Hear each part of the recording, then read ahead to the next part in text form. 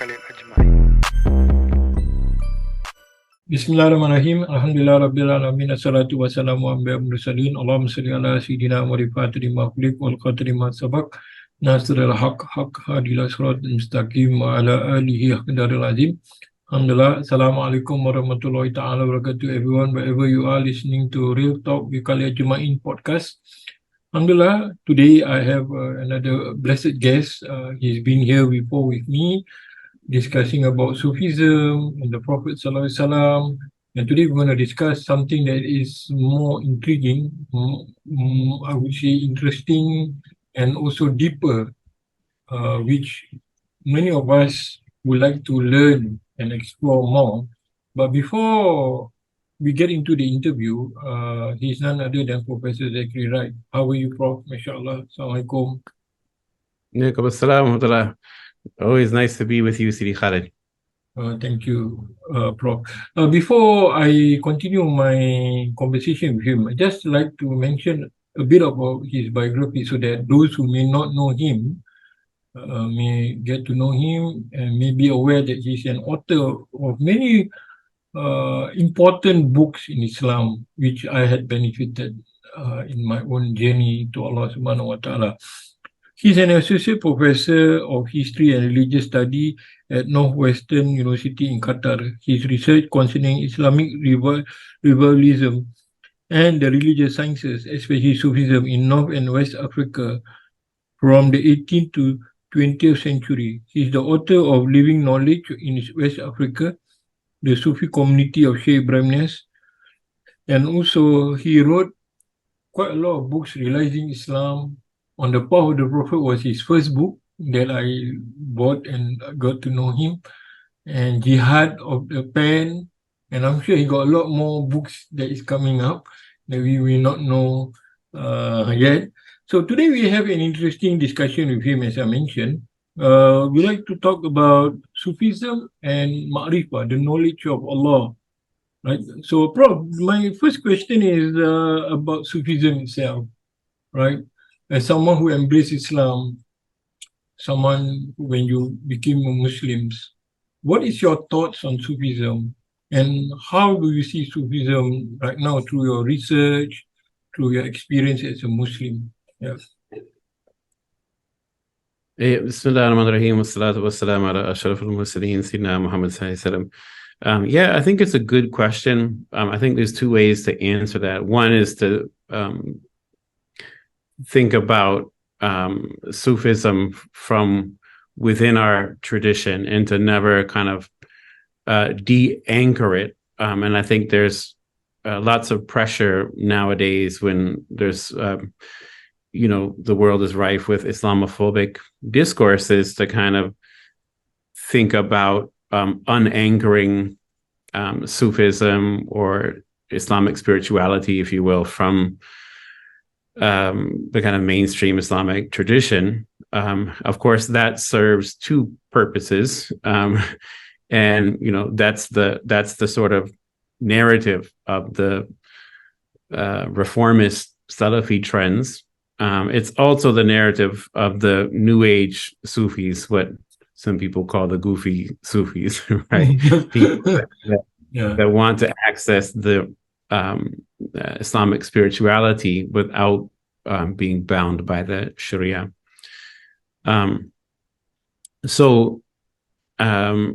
Sufism then, the importance of knowledge of Sufism for us as Muslims is to understand the richness of our own intellectual tradition.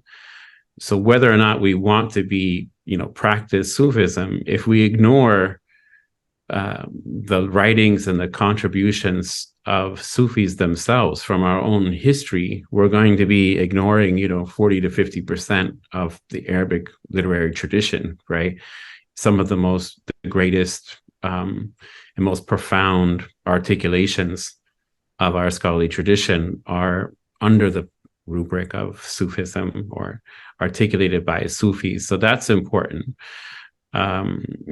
Also, some of the greatest actors in our history, particularly from the 15th century to the present, historical actors were Sufism, were Sufis. I mean, we can't really understand the Ottoman Empire without understanding its deep relationship with various Sufi orders, for example. We can't understand the anti-colonial jihads from the 18th century through the 19th century without understanding Sufi revivalism and the Tariqa Muhammadiyya movements.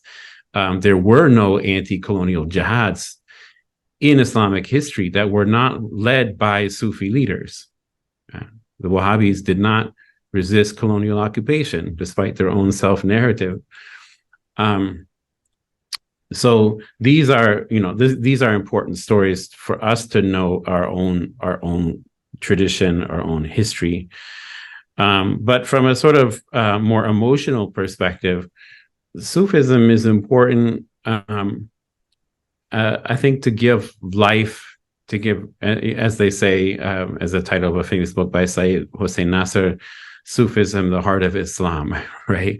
The Sufism is the spiritual heart of our religion. If we try to divorce spirituality, what Islam is all about, right? Which is the genuine dedication and connection to God. If we try to extirpate that, we're left with the shell of something that the Prophet ﷺ didn't bring, and people, will walk around thinking that the knowledge of their religion is sufficient just in these dogmatic articulations.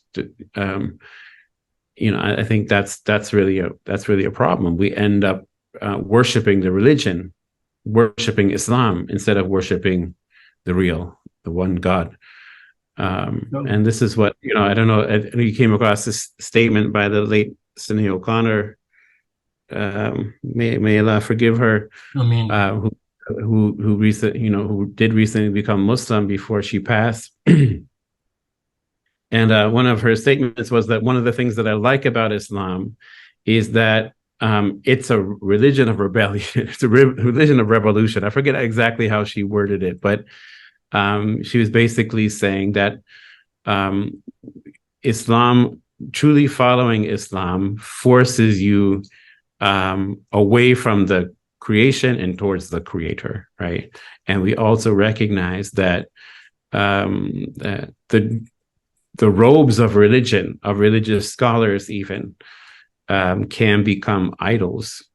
And Sufism is the means by which we truly smash all idols inside and out and realize true Tawheed, the true oneness of God. So this is why Al-Ghazali says, Sufism is fard ayn. It's an obligation incumbent on every single individual, tasawwuf, the purification of the self. He says there's no other science except Sufism that can be dispensed with once in a while, like fiqh, theology, all of these other sciences that you learn, tajweed, you can dispense with them when you're not practicing them, right? When you don't need them. But Sufism, defined as the purification of the self and the genuine dedication to the divine presence, cannot be dispensed with even for a single breath, right? This is why he says it's the most important of all the sciences. MashaAllah, beautifully said. When it comes to Sufism, actually, Professor, there is a huge misunderstanding or misinformation, I would say, on marifa in Sufism. Because whenever we talk about Sufism, you always come to marifa. Right? And perhaps due to people's inability to understand the knowledge, or some Sufi don't really explain it well, it causes confusion, making people think that this knowledge is not part of Islam. How would you explain marifa to the general public? Yeah, that's a good question. I mean, it's a good question because marifa definitely defined as the kind of cognizance or the experiential knowledge, or we say sometimes gnosis. I'm not sure if that's the best translation, but we're essentially talking about the cognizance, the experiential knowledge of the divine presence.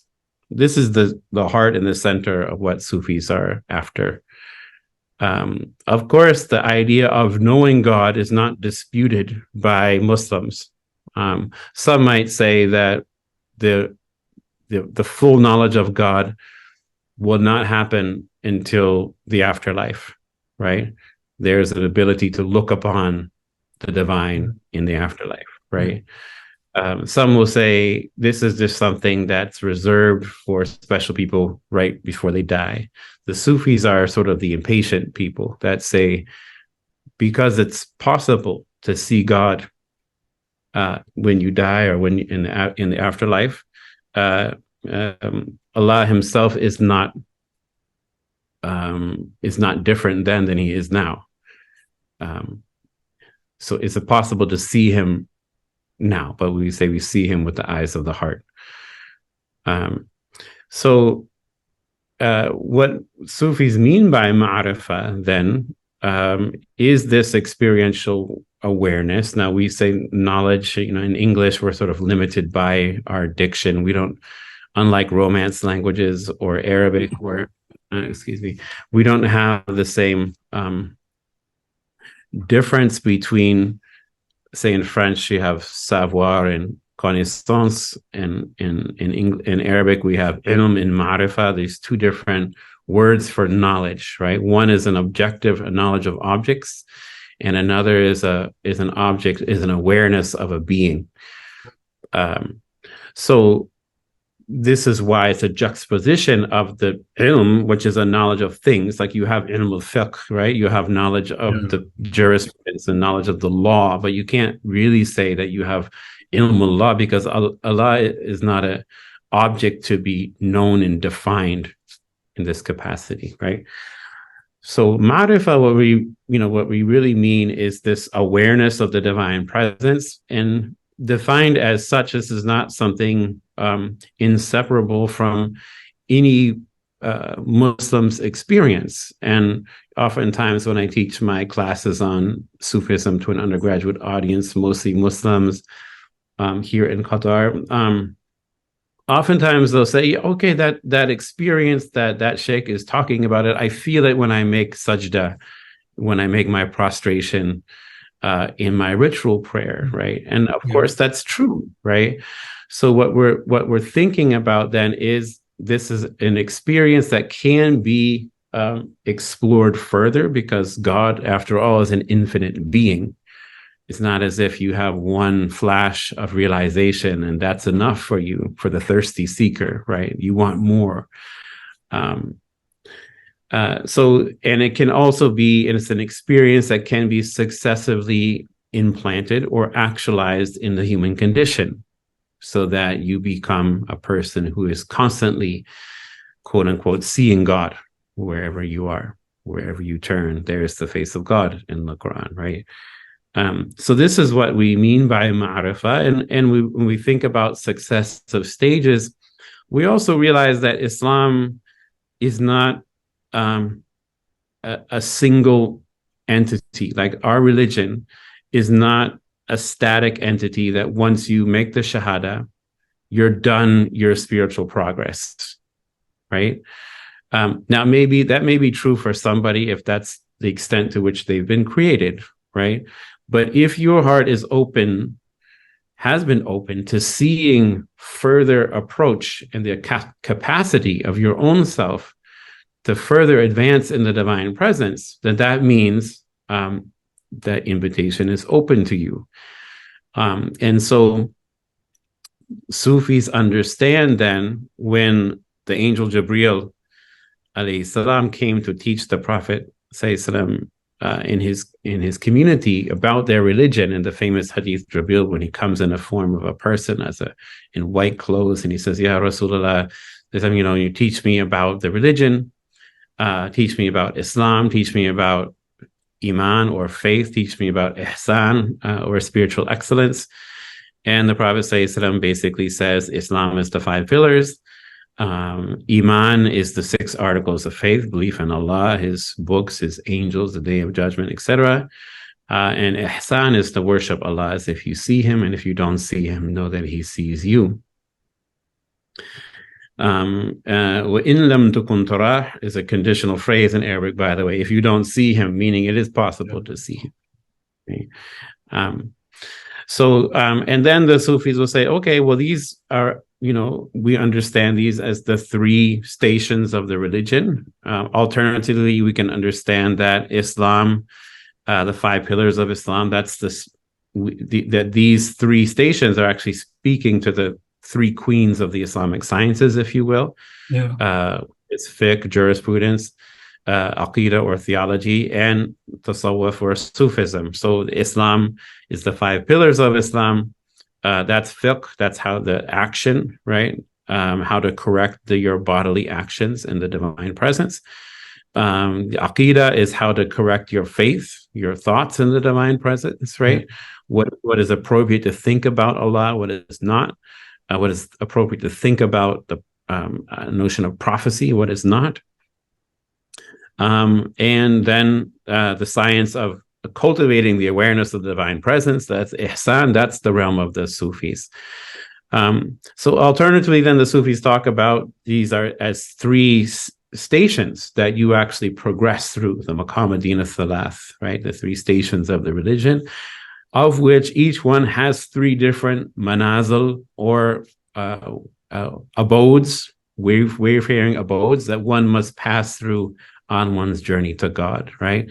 So Islam then has three stations. The first one is tawbah, or repentance. The second one is istiqama, or steadfastness in the divine presence. The third one is taqwa, or fear of God, or reverence of God.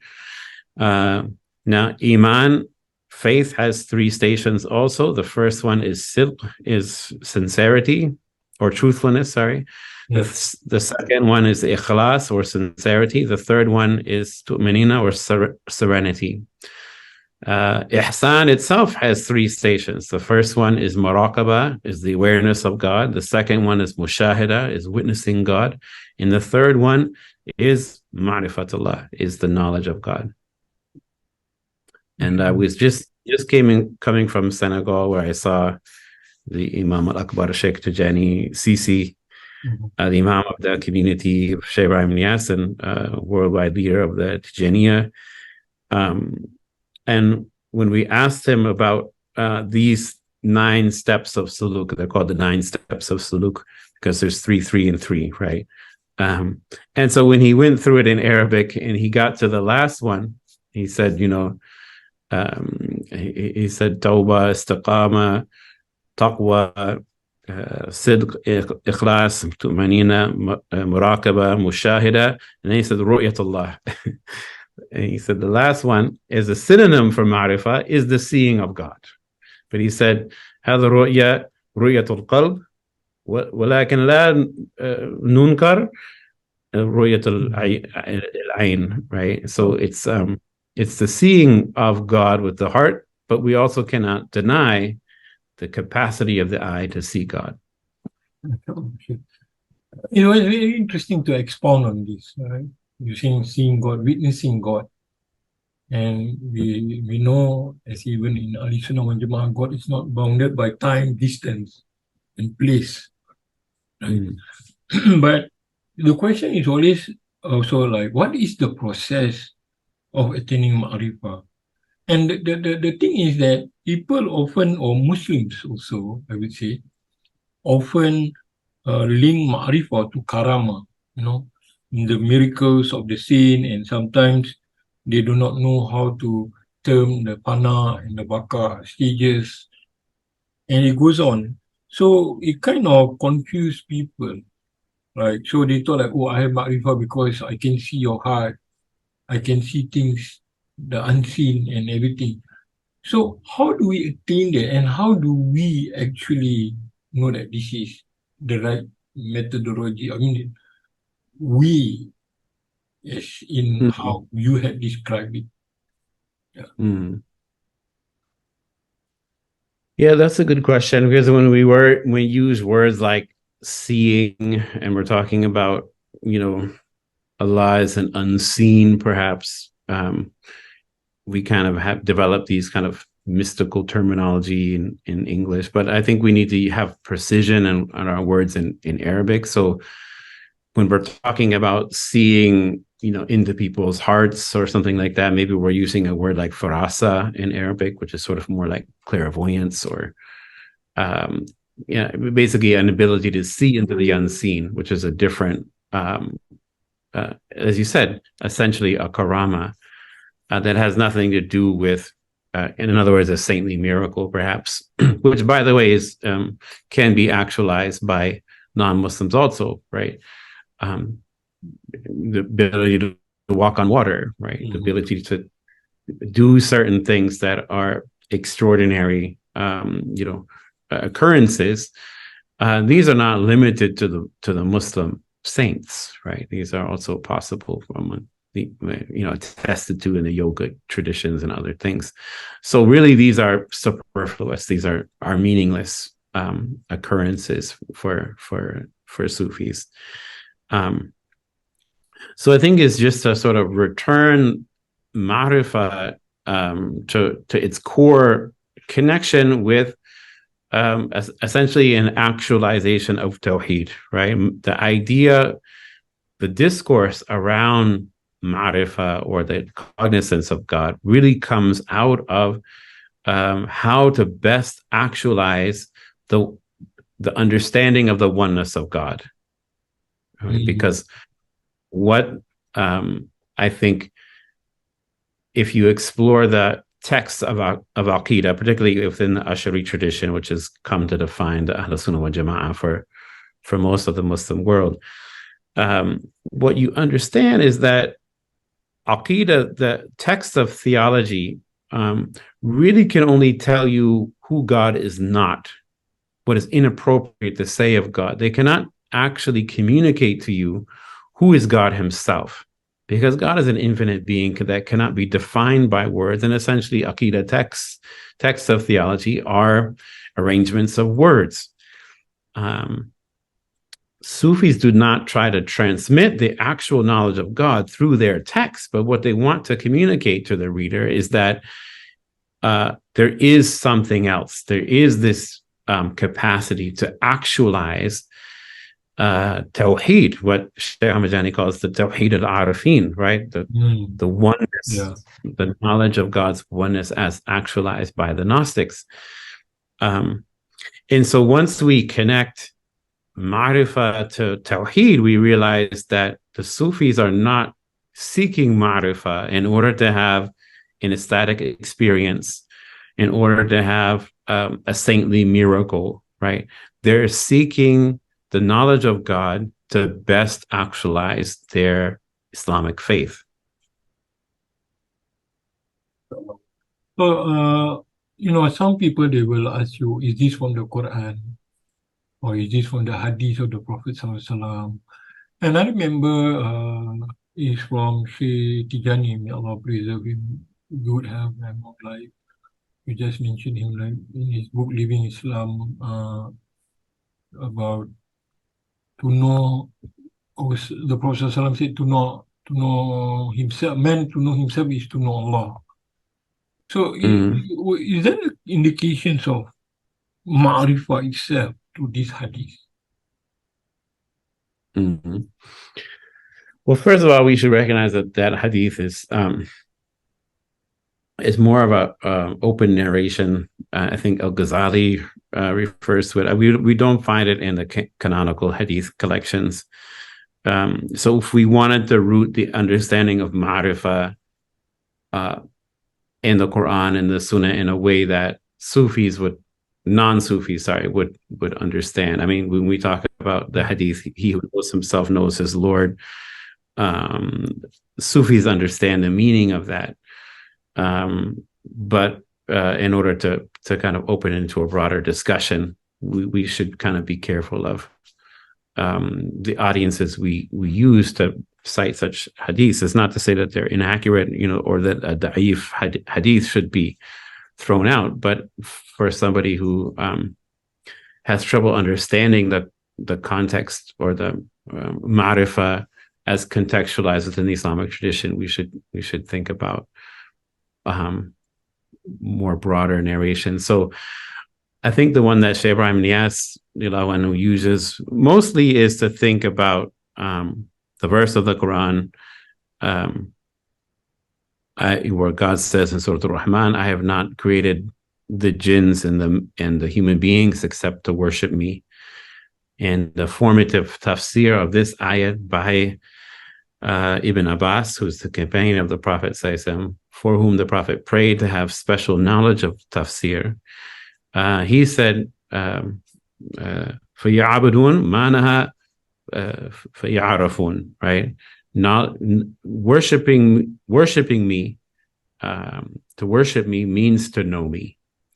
And so here, if you catch the Arabic, it's the same root arafa from arafun, marifa.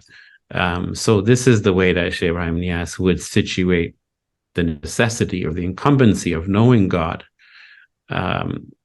within the Quran and the Hadith, or the Quran and the kind of early narrations. And he's essentially saying that the purpose of creation is to know God, and the human beings are the most noble, potentially the most noble creation. Therefore, their capacity to know God is of increased incumbency, increased urgency.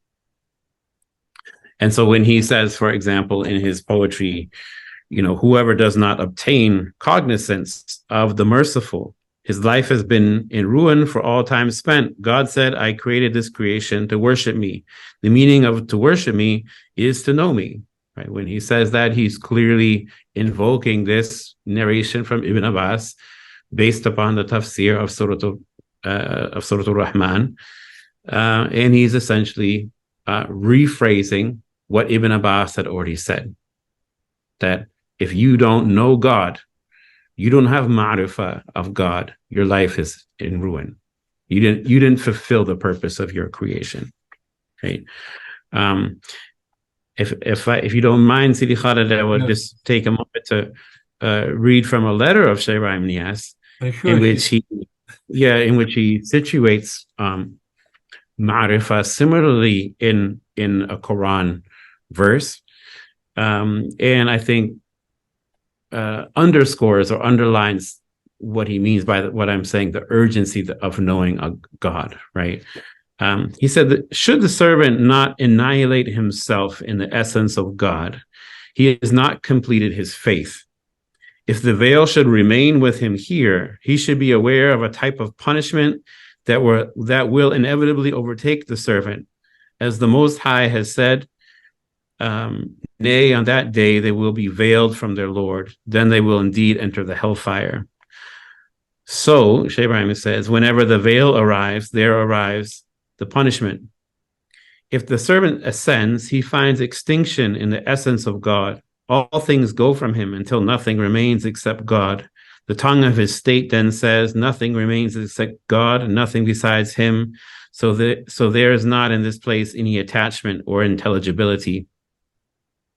There is found the sincere doctrine of oneness, tawheed, that is demanded of the distinguished folk, the Rajal.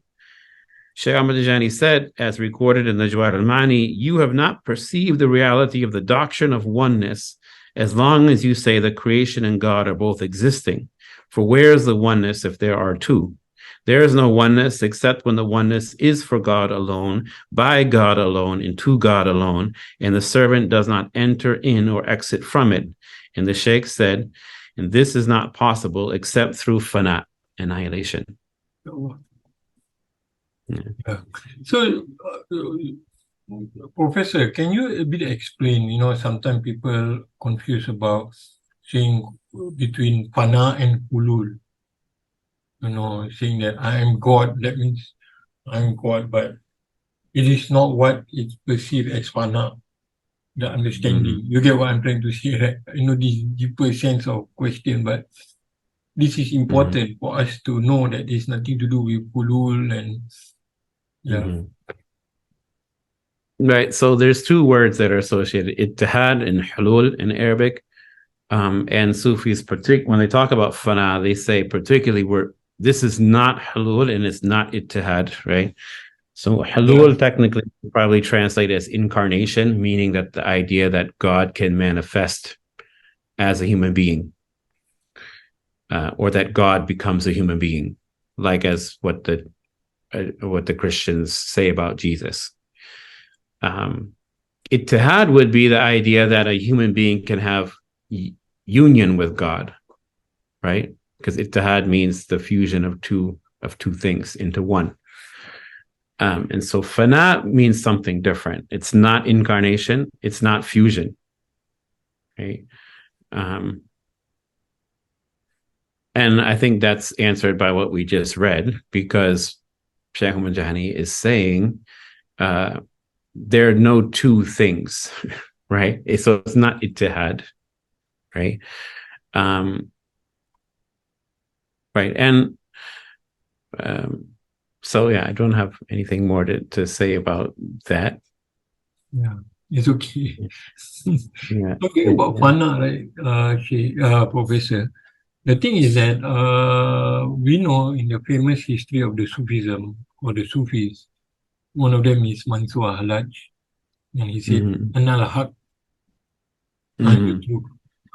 And the Sufi, they love that so much because, like, it's the pinnacle point of your journey to God, and sometimes we look for it and all that stuff. But those who don't understand Sufism, using their intellect, using Sharia or whatever terms that we may call it, saying that this is heretic, this is wrong. It is, some even say that this is hallucination, right?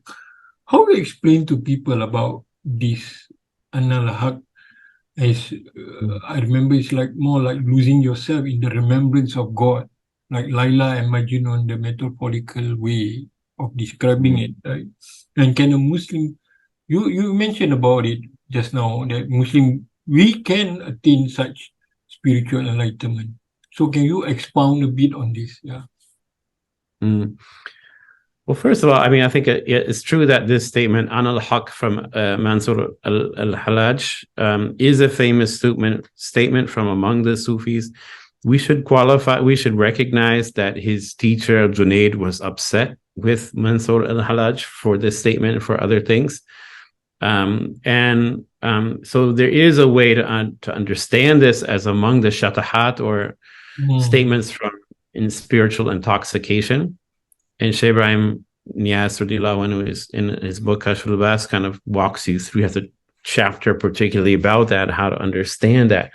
But at the same time, he's also warning you that this is not the end, as you say. It's not the pinnacle of a Sufi experience. It's a sort of beginning. It's something that needs to be, it's a dangerous place to be in, and it needs to be properly understood, and it's a symptom of the need for further guidance, right?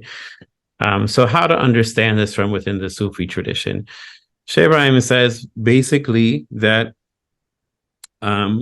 God is capable of manifesting himself, the tajalliyat, right? He's capable of manifesting himself the same way that he spoke on the tongue of the bush to Moses, saying, "Ya Moses, verily I am Allah." He can certainly manifest and speak on the tongue of a human being, right? But we don't say that the bush is God. The same way that in truth we cannot say that Mansur al-Halaj is God. This is just a manifestation. And so, there's a famous narration alternatively attributed to Abdul Qadir Jilani or Yazid al-Bastami, where I'm going to use Abdul Qadir Jilani because that's the way it was related to me by Sheikh Hassan, where Abdul Qadir Jilani was going into a state. He was among his disciples, and he went into a state and said the same thing that Mansur al-Halaj said. And when he came back to his senses, his disciples said, "Ajib, very strange. You know what you just said?" And he said he had no recollection of it. And so his disciples said, "This is what you said." So he said, "That's terrible. If I ever say that again, take this sword and cut me in half."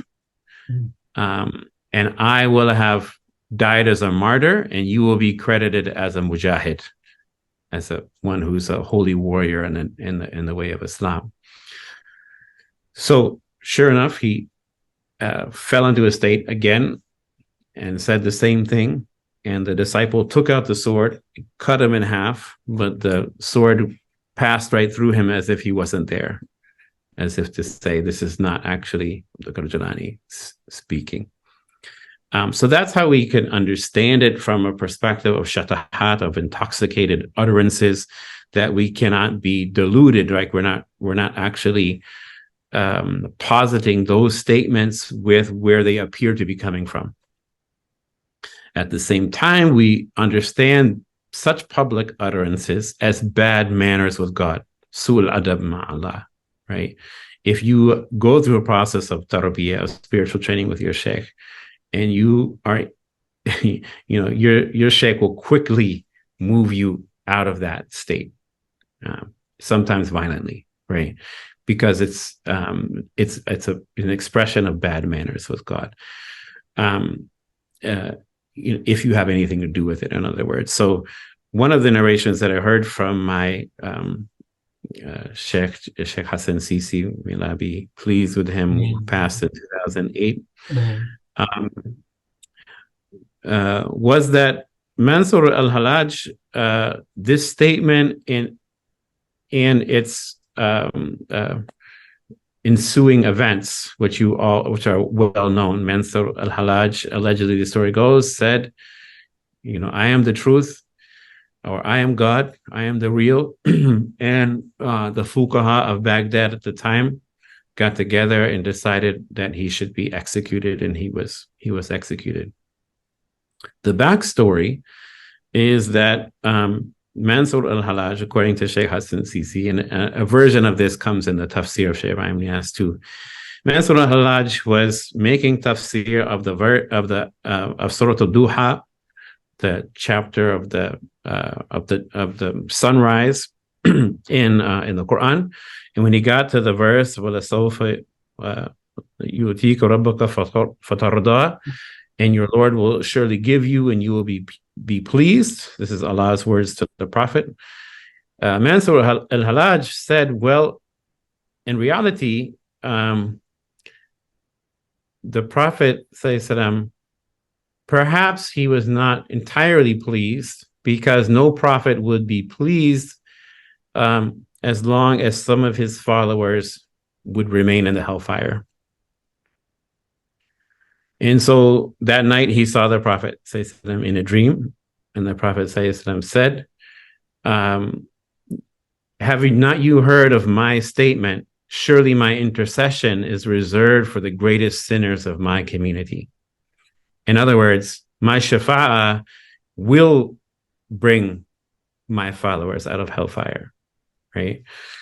And then Mansur al-Halaj suddenly knew that he had now denigrated the rank of the Prophet, which is a vile deed, right?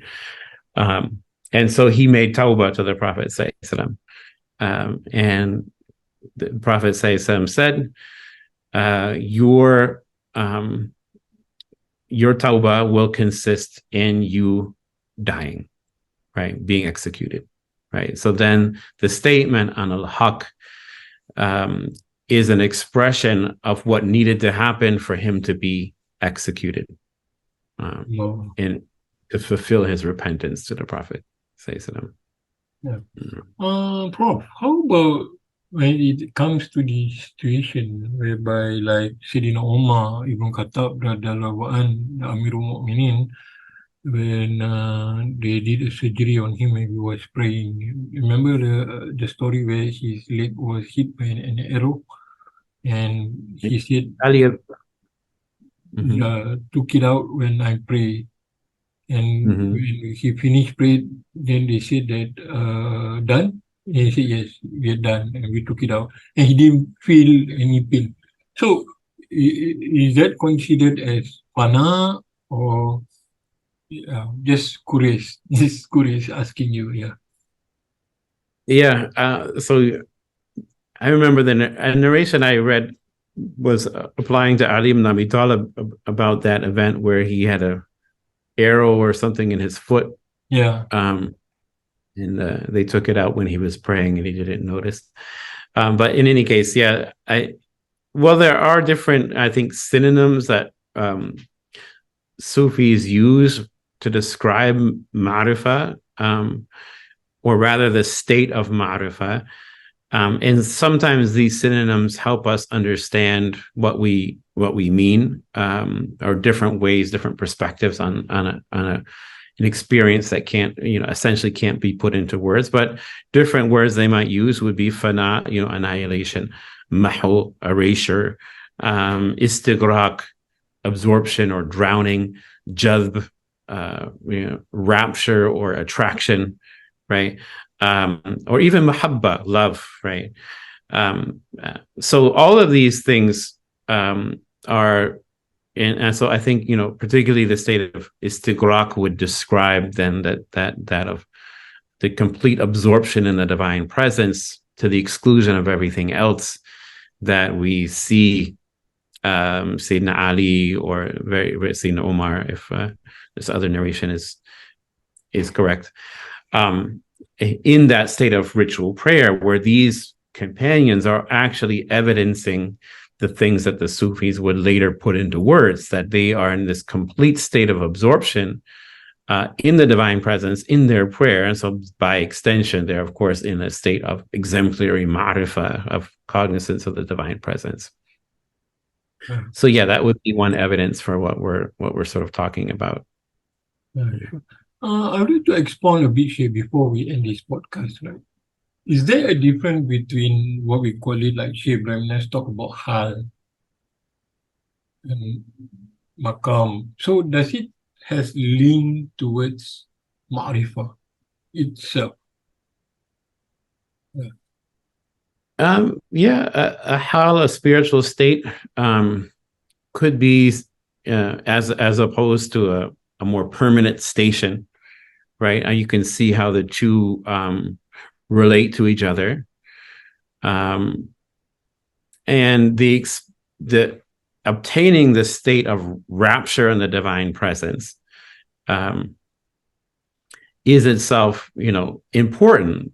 Shaykh Ibrahim Niyaz, he urged his followers, if he said, if you practice just suluk or spiritual, rigor against your nafs, but you don't have the experience of jazb or rapture or love or attraction in the divine presence, like, go back and bestir yourself, like, feel it, like, you need to feel it, right? At the same time, if you are just a person who wants to be in rapture all the time without doing the work of purifying yourself, then you're also not one of us, right? So you have to combine the two states of suluk and jazb, the work of spiritual purification and also the rapture, the feeling, this hal, this deep, intense spiritual state.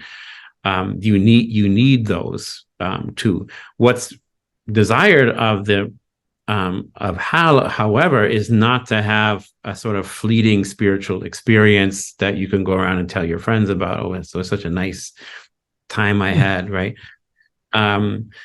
It's to successively root that experience, that disposition in your being, so that you can attain a maqam, right? A station of witnessing that you don't come in and out of, right? And this is why when we talk about tarbiyah, which is, within the community of Shaykh Ibrahim Niyas, is something very specific that is the means by which people can experience marifa, experience the knowledge of God. He says this is just the beginning, right? Because you have to keep up the process of successively, purifying yourself and experiencing the divine realities, so that you don't become like a person who saw something nice in a dream and then woke up, right? So just because you went through tarbiyah, for example, you had an experience of the knowledge of God doesn't mean that your work is done, right? This is why Shaykh Ibrahim Niyas, when he talks about the 9 steps of Suluk, he says, when you get to marifa, now go back to Tawbah, right? When you get to the knowledge of God, now go back to repentance and keep going.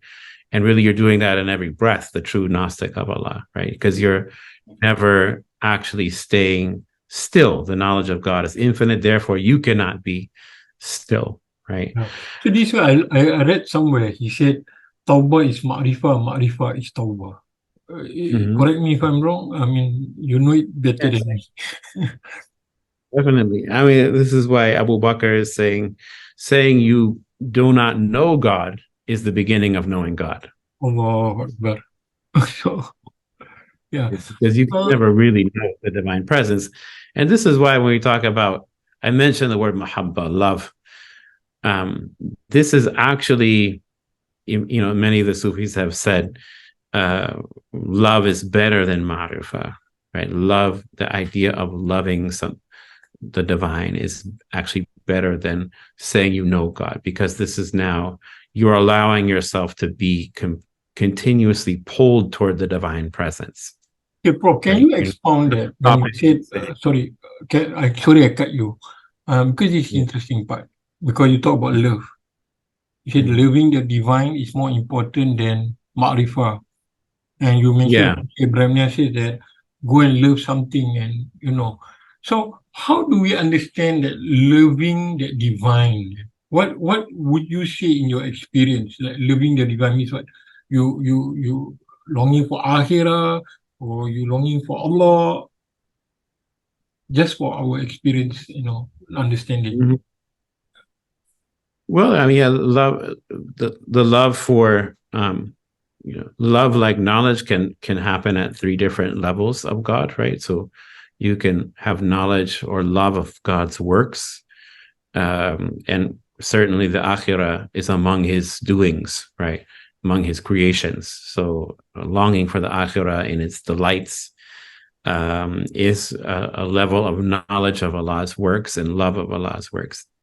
You can have knowledge and love of Allah's attributes, his 99 names, or there are perhaps more, or his attributes of, you know, of irada, of qudra, etc., right?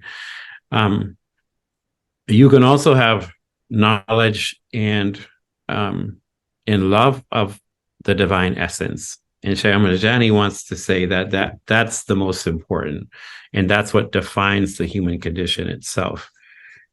And so, for example, he will say, and I'm trying to bring the quote very quickly, but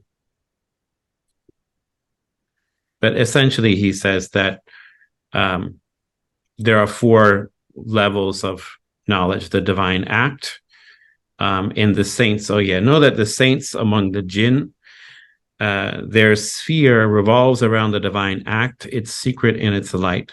The angelic spirits for the ruhanis, their sphere revolves around the divine name, its secret and light. The sphere of the angels revolves around the divine attributes, their secret and light. As for the human saints, their sphere revolves around the divine essence, its secret and light.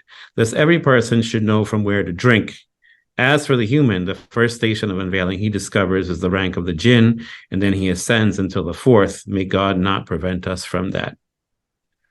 So he's essentially saying that, you know, true love is to have love of the divine essence. And this is why Sufis talk about fanat, min al fanat, and only love can really teach you that, to have annihilation from annihilation, right? Because you say you're annihilated in the divine presence, but at a certain point you realize, you come back and say, oh, isn't it great? I'm annihilated in the divine presence, right? Yeah. True love is to come back and say, oh, look how in love I am. And only love can, as an emotion, can really teach you that, right? Because the minute you come back and say, I'm so happy I'm in love, you're no longer in love with your lover, you're in love with the love. And now you're no longer seeing your beloved, right?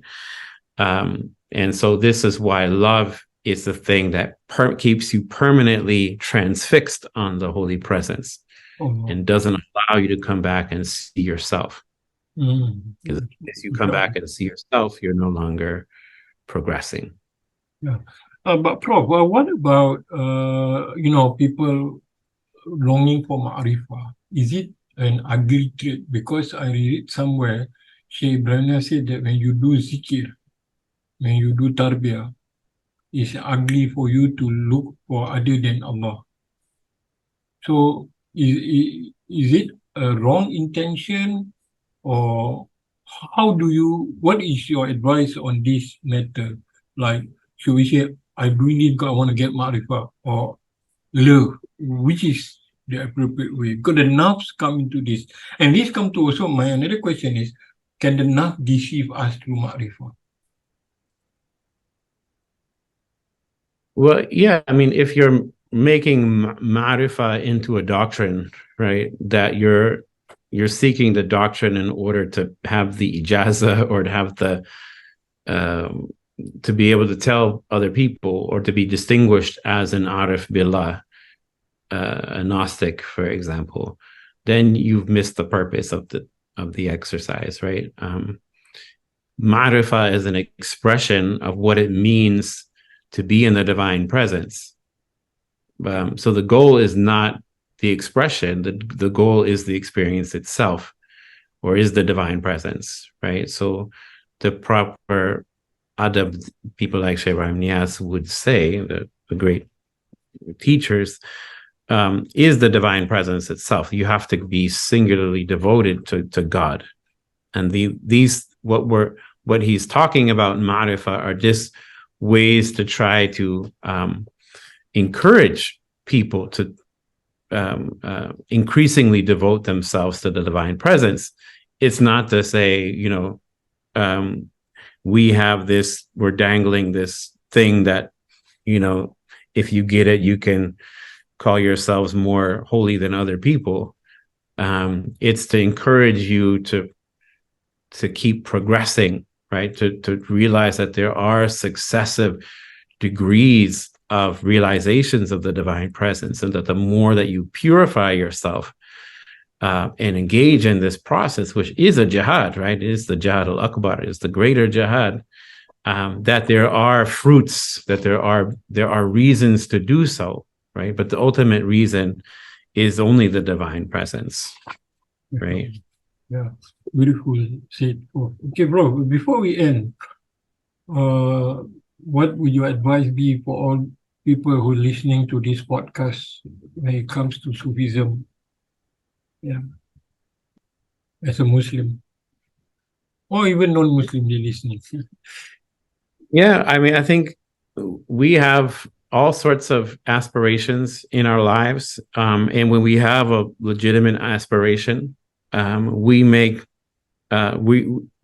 not a real aspiration unless we make legitimate plans on how to achieve that, right? If we want promotion in our work, or we want to get a PhD, or we want to become famous on social media even, right? It's not enough to articulate the aspiration.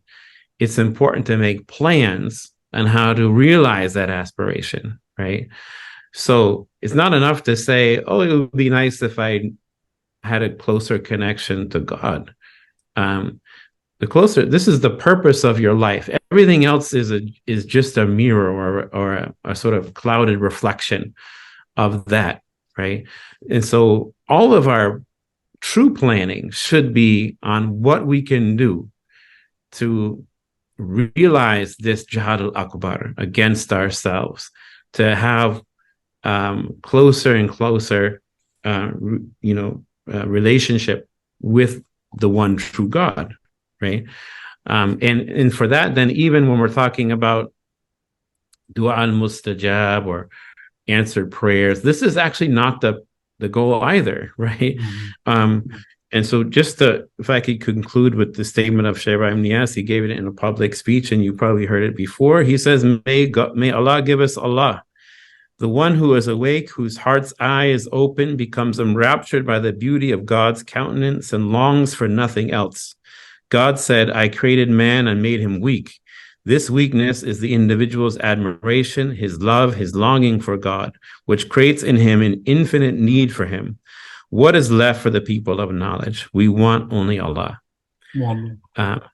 And this is the goal of human existence, right? And I think for all of us, and this is an advice that none of us are excluded from, even the people who have been on this path for 20 years or more, to renew one's aspiration, what we call in Arabic himma. The himma is like, if you don't have himma, if you don't have the zeal or aspiration, you don't have any gas in your engine, right?